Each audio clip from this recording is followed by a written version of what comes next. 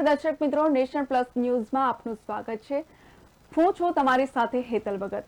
એકવાર ફરીથી આપ સૌનું હાર્દિક અભિવાદન કરું છું. દર્શક મિત્રો, 8 માર્ચને સમગ્ર વિશ્વમાં આંતરરાષ્ટ્રીય મહિલા દિવસ તરીકે ઉજવણી કરવામાં આવતી હોય છે. ત્યારે 1975માં યુનેસ્કો દ્વારા 8 માર્ચને સત્તાવાર માન્યતા આપવામાં આવી હતી. જે આ દિવસે એટલે કે 8 માર્ચને મહિલા દિવસ તરીકે પણ ઉજવાય છે અને સાથે જ વુમન્સ ડે તરીકે પણ ઓળખાય છે અને સાથે સાથે ઇન્ટરનેશનલ વુમન્સ ડે તરીકે પણ તેની ઉજવણી કરવામાં આવતી હોય છે. જેમાં દરેક મહિલાઓ, જેટલી પણ મહિલાઓ છે જેમણે પોતાના જીવનમાં નામના મેળવી છે, જે સિદ્ધિઓ હાંસલ કરી છે, આ બધી જ સિદ્ધિઓને આ દિવસે યાદ કરવામાં આવતી હોય છે. અને સાથે સાથે જ જે મહિલાઓ આર્થિક રીતે, રાજકીય રીતે અને સામાજિક ક્ષેત્રે જે પણ તેમની સિદ્ધિઓ છે, જે નામનાઓ છે, એ બધી જ સિદ્ધિઓ, નામનાઓને આજના દિવસે બિરદાવવામાં આવે છે અને તેમનું સન્માન કરવામાં આવે છે.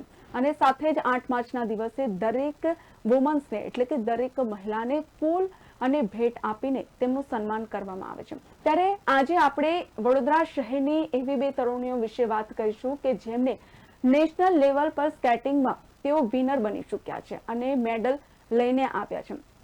તો એ બંને તરુણીઓ સાથે આપણે આજે વાતચીત, ચર્ચા વિચારણા કરીશું, જેથી આપણા સ્ટુડિયોમાં ખાસ મહેમાનો ઉપસ્થિત છે. જેમાં છે આયુષી ગોર કે જેમણે નેશનલ સ્પીડ સ્કેટિંગમાં વિનર બન્યા છે અને સાથે જ છે ઋત્વા પંડ્યા કે જેઓ પણ નેશનલ સ્પીડ સ્કેટિંગમાં વિનર બની ચૂક્યા છે અને સાથે જ ઓનલાઈનના માધ્યમ દ્વારા જોડાયા છે કેદાર કુલકર્ણી કે જેઓ ખૂબ જ સારા કોચ રહ્યા છે, સ્કેટિંગના કોચ છે, જેમના નેજા હેઠળ કેટલાક બધા સ્ટુડન્ટ, કેટલાક બધા વિદ્યાર્થીઓ એમને દ્વારા મેડલ મેળવ્યા છે. તો જે કેદાર સર, ઋત્વા એન્ડ આયુષી, આપ સર્વે મહેમાનોનું અમારા નેશન પ્લસ ન્યૂઝના સ્ટુડિયોમાં ખૂબ ખૂબ સ્વાગત છે. જે આયુષી ગૌર, સૌ પ્રથમ તો હું આપની પાસે જ આવવા માંગીશ અને પૂછીશ આપણે કે આપે અભ્યાસ શું કર્યો છે અને શું કરી રહ્યા છો, તમારી उम्र પણ શું છે, એના વિશે જણાવશો. तो मैं अभी स्केटिंग में अच्छा कर रही हूँ. सबसे पहले तो मेरा नाम आयुषी गौर है. मैं 15 इयर्स की अभी कंप्लीट हो गई और मैं vibrant waves international academy Bajwa में पढ़ती हूँ. ओके. मैं सबसे पहले तो इस न्यूज़ चैनल को थैंक यू बोलूँगी. इन्होंने मुझे इतना बड़ा प्लेटफॉर्म दिया और ये सब मेरे बातें शेयर करने के लिए.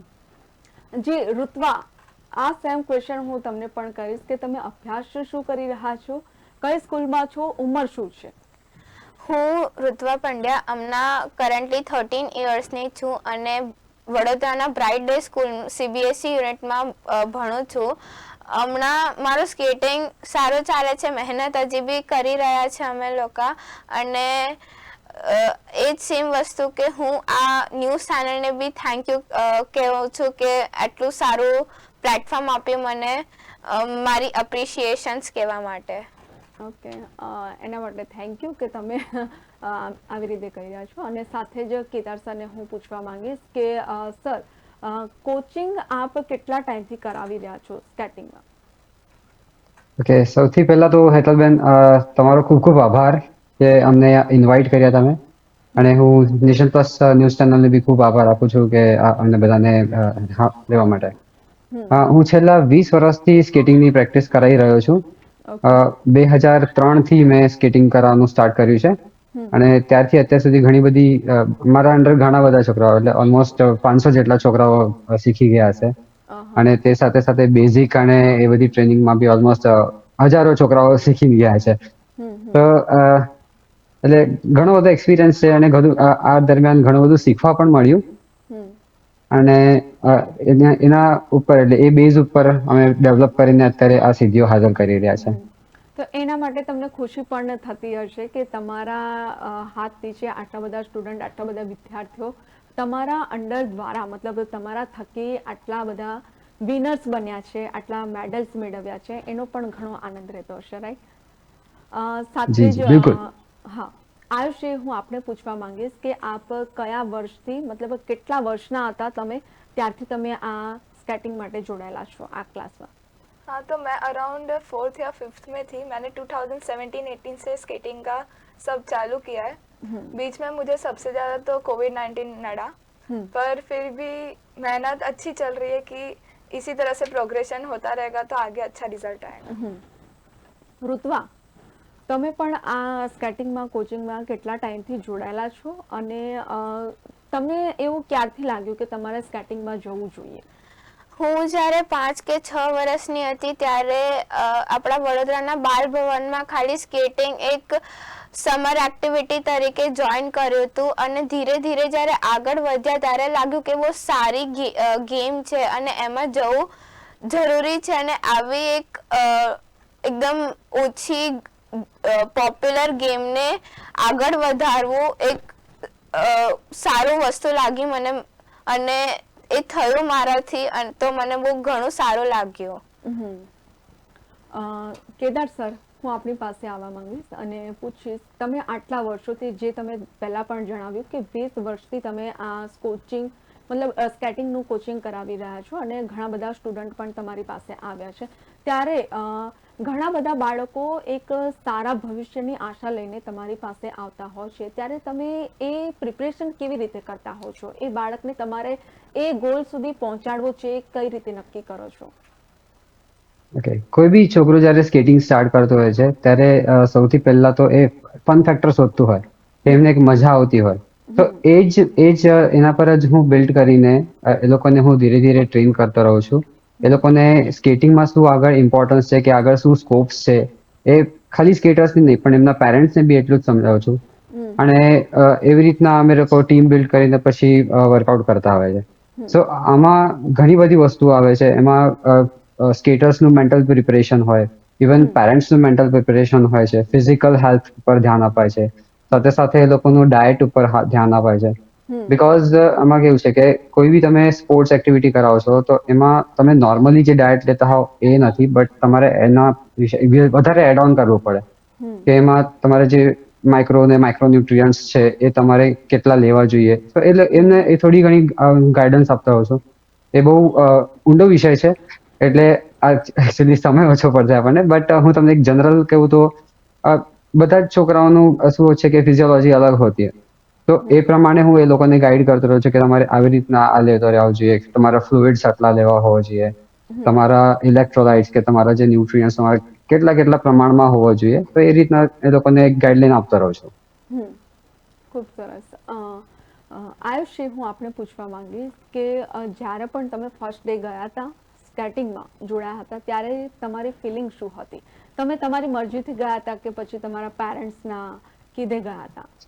नहीं, स्केटिंग तो वैसे पहले स्कूल्स में बहुत चलता था, तो वहाँ से मुझे प्रोत्साहन मिला कि मैं आगे स्केटिंग क्लासेस में ज्वाइन करूँ. तो फिर मैं सबसे पहले स्कूल के ही कोच के पास गई थी और वहाँ से मुझे स्केटिंग में इतना इंटरेस्ट आ गया कि अब मैंने बहुत इसमें सक्सेस कर लिया है.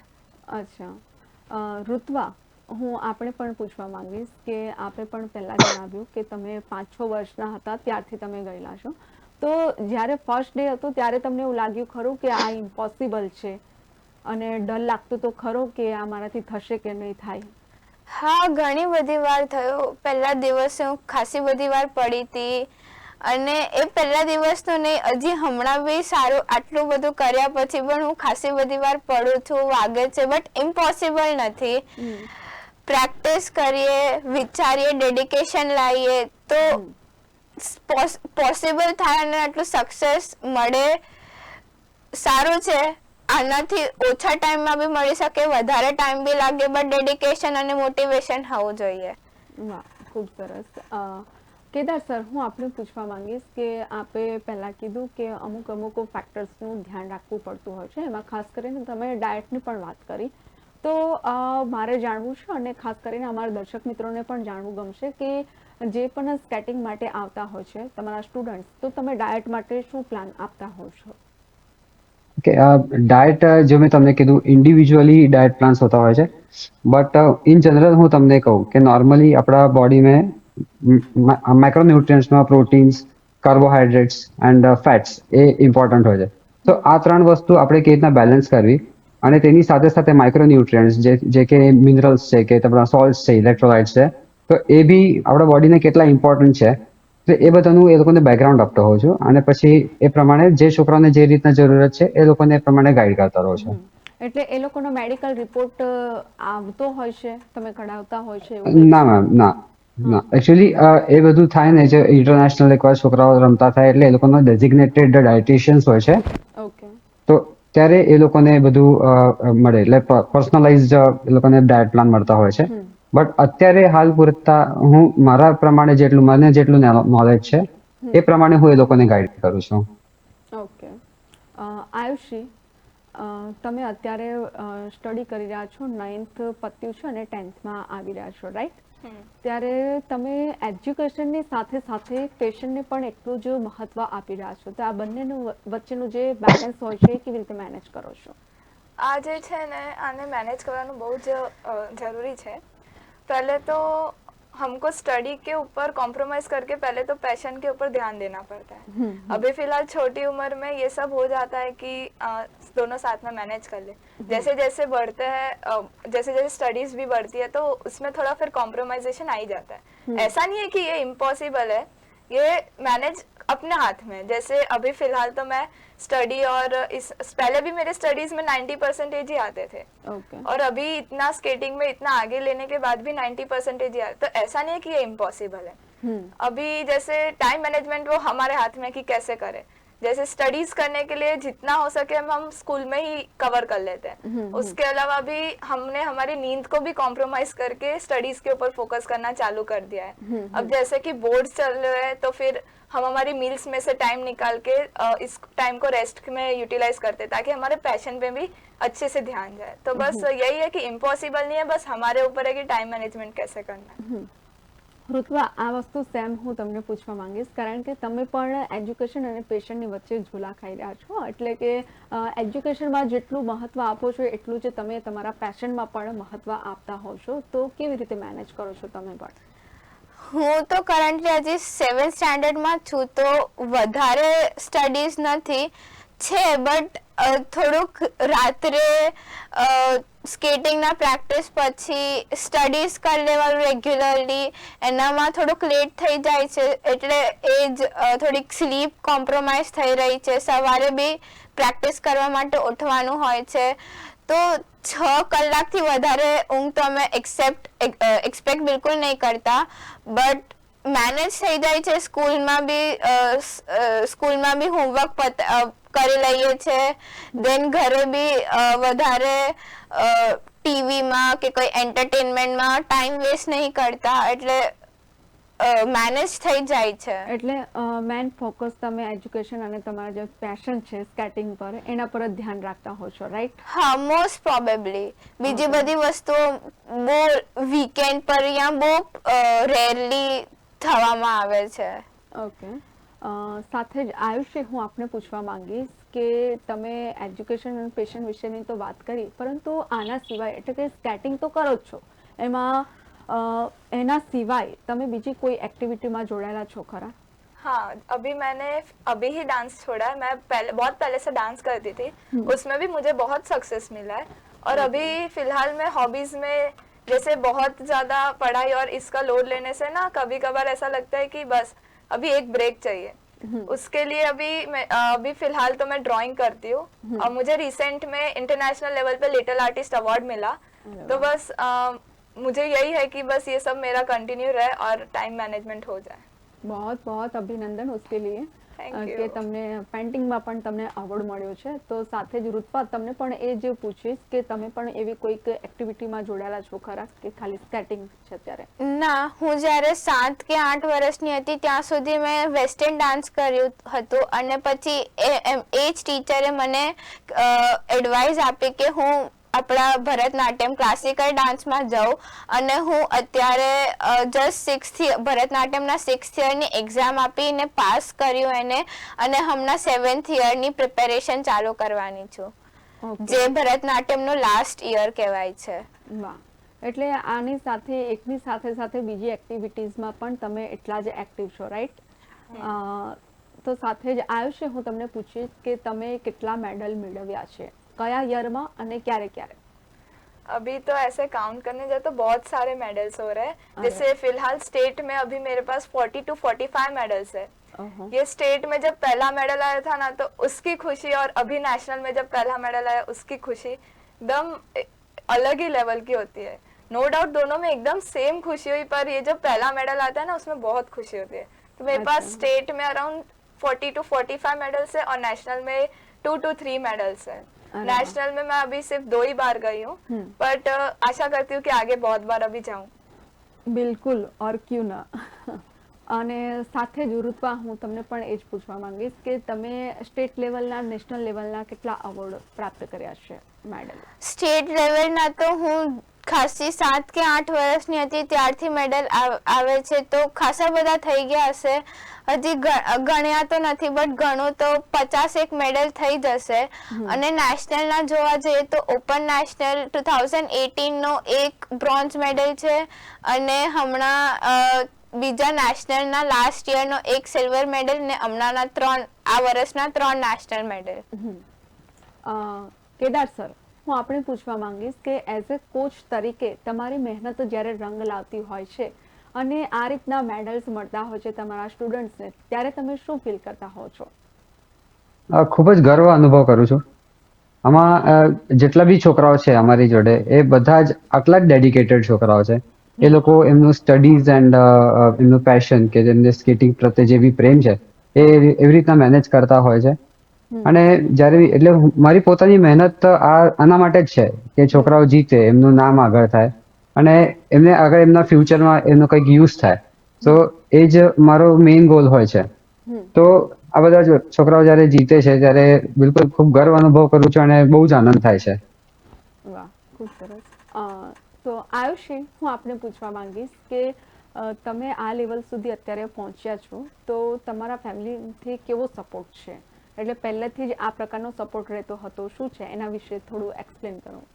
स्टार्टिंग में जैसे मैंने जब चालू किया था तो फैमिली का तो बहुत सपोर्ट था, पर थोड़ा सा ऐसा होता है कि जो और बाकी रिलेटिव्स होते हैं कि उनको ऐसा लगता है कि ये सब नहीं करना चाहिए, बहुत इसमें रिस्क है, ऐसा उन लोगों को लगता है. वो तो जब करते तब हमको भी पता है कि ऐसा कुछ नहीं होता, पर पहले पहले ऐसा था. पर जैसे जैसे उनको पता चला कि रिजल्ट आता है, ये इतनी मेहनत करती है और फिर इतने ऊपर तक पहुंच गई है, तो फिर उन्होंने भी सपोर्ट देना चालू कर दिया कि हाँ अभी आगे कर, और वो भी अब मोटिवेट करते हैं. तो फिर फैमिली का सपोर्ट तो मेरे को अभी फुल है.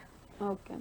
ઋત્વા, સેમ ક્વેશ્ચન તમને પણ કે તમારા ફેમિલીમાંથી આવું કંઈક થયું છે કે તમારા મમ્મી પપ્પા તમને સપોર્ટ કરતા હોય પરંતુ રિલેટિવ્સ વાળા સપોર્ટ ના કરતા હોય, એવું કંઈક થયું છે?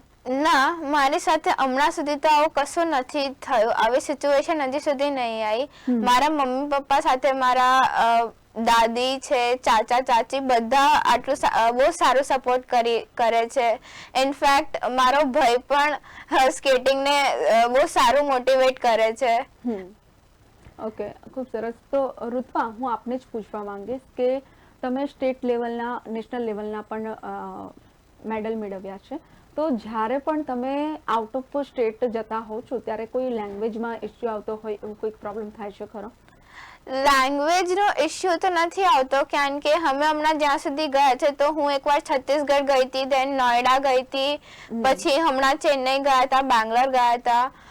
થોડું કમ્યુનિકેશન સ્કિલ્સનો પ્રોબ્લેમ ત્યારે આવે યા લેંગ્વેજનો પ્રોબ્લેમ ત્યારે આવે જ્યારે અમે કોઈ મીલ્સ ઓર્ડર કરતા હોઈએ, કારણ કે ત્યાં જઈને ફૂડ પણ તો લેવું પડે રેસીસ રમવાની હોય તો. બાકી રેસ વખતે સ્કેટિંગના રિલેટેડ કોઈ કમ્યુનિકેશન હજી આવા પ્રોબ્લેમ્સ નહીં આવ્યા, કારણ કે ત્યાં કોમનલી રિંકમાં યા રેસ સ્ટેજ યા પરફોર્મન્સમાં મોસ્ટલી ઇંગ્લિશ યુઝ થતી હોય છે નેશનલ લેવલ પર. જી બિલકુલ, એટલા માટે જ તમને પૂછ્યું કે તમે ગુજરાતી માધ્યમમાંથી છો, રાઈટ? તો એટલા માટે જ મેં પૂછ્યું. તો આયુષ ગૌર, હું આપણે પણ પૂછવા માંગીશ કે જ્યારે પણ તમે નેશનલ લેવલ માટે ગયા છો ત્યારે બધા જ સ્ટેટના સ્ટુડન્ટ્સ આવતા હોય છે ત્યાં, ત્યારે કોમ્પિટિશન ટફ થશે એવું કંઈક લાગ્યું છે ખરું? કોઈ દિવસ ડર લાગ્યો છે ખરો આ વિશે? हाँ, ऐसा तो हुआ है कि कंपटीशन टफ हो रही है, पर जैसे पहले नेशनल में गए थे तो वो डर का लेवल बहुत ऊपर था. पर है ना, इसके लिए तो अच्छा कोच होना अपने साथ बहुत ज्यादा जरूरी है। जैसे हमारे कोच केदार कुलकर्णी सर और कृति कुलकर्णी मैम, इन लोगों ने इतना मोटिवेट किया कि अब उधर जाके ऐसा कुछ नहीं लगता कि दूसरे बच्चों के साथ कंपटीशन खेलनी है। सबसे पहले तो वो लोग वही बोलते हैं कि तुमको खुद के टाइमिंग्स को बीट करना है, तुमको खुद के लेवल को क्रॉस करना है, और इसी से फिर ऐसा नहीं लगता है कि दूसरे स्टेट के साथ कॉम्पिटिशन है। और अब तो ये डर भी कम हो गया क्योंकि इतने सारे कॉम्पिटिशन सब खेल लिए તો એટલે જ્યાં પણ તમે જતા હોવ ત્યારે કેદાર સર પણ આવતા જ હોય છે, રાઈટ? કેદાર સર, હું આપણે પૂછવા માંગીશ કે જ્યારે પણ તમારા સ્ટુડન્ટ્સ સાથે તમે જતા હોવ છો ત્યારે કોઈ દિવસ તમને એમ એવું ફીલ થયું છે કે એઝ એ ખાસ કરીને ગર્લ્સ માટે કે કોઈ સેફટીને લઈને કોઈ પ્રોબ્લેમ ઇશ્યુ થયો હોય એવું કંઈક? એમ તો અમે પૂરેપૂરું ધ્યાન રાખતા હોઈએ છીએ અને જે છોકરીઓ છે એમના પેરેન્ટ્સ બી અમારી જોડે જ હોય છે, સો એવું કોઈ દિવસ પ્રોબ્લેમ નથી આવ્યો. But yes, out of state જઈએ એટલે ઓબ્વિયસલી થોડુંક ધ્યાન તો રાખતા જોઈએ છે, ને મનમાં થોડું ઘણું ટેન્શન હોય છે, but like we manage it. But આમાં કેવું છે કે આ છોકરાઓની જે રેસ દરમિયાન જે મેન્ટાલિટી હોવી જોઈએ કે એ લોકોને એ દરમિયાન કોઈ પ્રેશર ના હોવું જોઈએ કે એવું કોઈ ટેન્શન ના હોવું જોઈએ, એ પૂરેપૂરું ધ્યાન અમે લોકો રાખતા હોઈએ છીએ અને એ બધું અમે ઓબ્ઝર્વ કરી લેતા હોય છે. ખૂબ સરસ. આયુષી, હું આપને પૂછવા માંગીશ કે તમે જે રીતે અત્યારે સક્સેસ થયા છો એ જ રીતે તમે બીજી પણ ગર્લ્સને ઇન્સ્પાયર થાય એના માટે શું કહેવા માંગશો? मैं तो बस यही बोलना चाहूंगी कि ऐसा जरूरी नहीं है कि स्केटिंग में ही तुमको सब करना है, पर है ना तुम्हारे फिटनेस के लिए सबसे पहले तो, और सिक्योरिटी के लिए कुछ भी कोई भी स्पोर्ट्स करो और उसको डेडिकेशन दो। टाइम लगेगा पर सब कुछ हो जाएगा। सक्सेस तो टाइम के बाद ही मिलेगा, ऐसा नहीं है कि अभी चालू किया नहीं मिल रहा है बंद कर दिया। और सबसे पहले तो पेरेंट्स को भी ऐसा लगेगा कि इक्विपमेंट्स इतने महंगे आ रहे हैं या तो कोई स्पोर्ट्स में इतना खर्चा है नहीं करना, फिर बीच में से रुक जाएंगे, पर ऐसा नहीं, उसको एक पेस दो, एक पेस पे वो पहुंच जाएगा, फिर सक्सेस तो है ही कि मिलना ही है। डेडिकेशन पूरा रखना बस। ઋત્વા, સેમ, હું તમને પણ પૂછવા માંગીશ કે બીજી ગર્લ્સ તમને જોઈને ઇન્સ્પાયર થાય એના માટે તમે શું કહેવા માંગશો? બીજા મને જોઈને ઇન્સ્પાયર થાય મારી માટે તો બહુ સારું છે, બટ એવું છે કે હા, એ સેમ જ વસ્તુ કે વચ્ચેથી નહીં છોડી દેવાનું. ખાસી બધી પ્રોબ્લેમ્સ આવશે, બટ છોડવાનું કોઈ ઓપ્શન નથી. ખાલી સ્કેટિંગ નહીં, કોઈ બીજું સ્પોર્ટ કરો, ઇનફેક્ટ સ્પોર્ટ નહીં તો કોઈ બીજી વસ્તુ કરો પોતાના સક્સેસ માટે, या फिर खाली सक्सेस नहीं तो एक हॉबी तरीके करो પોતાના ઇન્ટરેસ્ટ માટે કે લાઈફમાં કોઈ બ્રેક જોઈએ તો એ પેશનને તમે ફોલો કરી શકો.